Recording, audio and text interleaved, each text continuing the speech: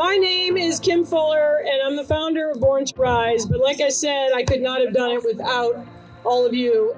I'm here to continue to pave the way for women to use their voices, be heard from a personal level. It's not just I did this and then I did that. I also felt this and I felt that, and I was moved to do this and I was moved to do that, and I began to understand something, and I rose. It's about loving yourself and seeing yourself for the beautiful person that you are. And the world is never constructed for us specifically. You are the beholder, right? So behold me and let me stand in and look at myself and say to myself that I am beautiful. As you are looking at people and you're thinking about judgment of how they look and what life story that is, toss that out the window, because you never know what somebody's history is. You never know that there might actually not be pain and trauma and all of those things associated with where we are. We are just who we are, and we're made to feel and look beautiful in our own skin. I feel I am one of the luckiest people in the whole world. I have been born with, or endowed with, or as I like to say, given the grace of optimism. The glass can be 3/4 empty, and I will find a way that it will be full. And I've had to kind of do that throughout my life, and it's been rewarding. I went into Wall Street. I had no idea what I wanted as a career. And then I never had an objective. I never said I have to make this much money. I never said I want to be the head of this. I just took each challenge as it came along and did as the best I could. And it catapulted me to something else. There were times when I was frustrated, very frustrated. There were times when I knew I didn't get a promotion as a woman. And I gave myself a certain amount of advice. I said, listen, pouting is not an option. You can do two things. You can quit and find another place to go. There were lots of opportunities. Or you can prove them wrong. Kim asked me to share a story. I thought, story, there needs to be a beginning and an end, and I don't have an end. I am a work in progress. And thank you. And every day I can be better than myself or worse than myself.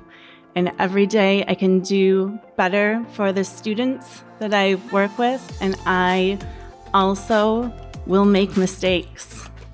Joy is a deeply profound emotion. And when we can cultivate that in a space, when we actively practice it and we make space for other people to feel like they can live that, I feel like that's the most beautiful thing on earth. And so for me to build this life around jazz, around identifying the joy, making space for all of the in-between, and for seeing each other truly and wholly in community, I feel like it's the greatest gift I've been handed in my life. See, I was raised in a very conservative, born-again Christian family. And it wasn't that sex was ever talked about as bad, it's that sex was just never talked about at all. When I was 27, after I married my second husband, I was going out with some girls, and one of the girls said, let's swing by my friend's party on the way to go out, and it was a sex toy party.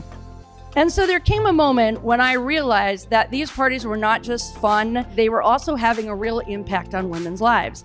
So how can we make a difference? How can we help women talk about sex? How can we have open, honest discussions about women's sexual health? How about we stop shaming women for enjoying sex? How about our real doctors be trained to say, hey, this medication that I just gave you, it is going to have sexual side effects. It is going to give you decreased lubrication, decreased or complete inability to orgasm. How about we advocate for ourselves? When your doctor gives you a new prescription, say, hey, is this going to have any sexual side effects? Brings the happiness to just have, a community of empowered women and just to support each other, right? And elevate each other.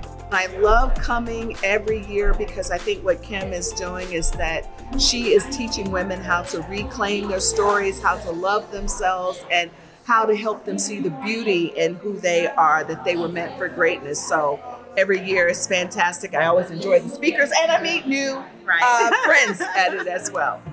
It took a lot for me to be a storyteller, but I derive so much power and positivity from hearing the stories of others. And so to be able to come together, to share our stories, to tell our truths, and to connect with others is really a wonderful way to spend an evening. This is my first time. It will definitely not be my last. It's been a wonderful, empowering evening for me. I'll tell you that on my wings, it was the fear of the future that I'm trying to let go. And so I'll throw that in the fire. In 2019, I ended up passing out and seizing in my dormitory. It was MELAS disease, it's an acronym, and I was officially diagnosed in 2019. So what happens is I get little lesions in the back of my brain where it's ocular. So that's what makes me blind and have what they're known as seizures. All these paintings kind of came into play, actually in honor of my uncle, who was a painter, and he passed away. My grandmother came over one day and she's like, let's taking a painting class. And lo and behold, all this came into play. The cards are in the back, and everything gets donated to the Mitochondrial Disease Foundation. Kim is such a presence, powerful individual, so supportive, and brings out the best in people. I can't speak highly enough of her and how much she has supported me and was able to help me get my story out through her Soul Pilots program, which she is now offering to everyone.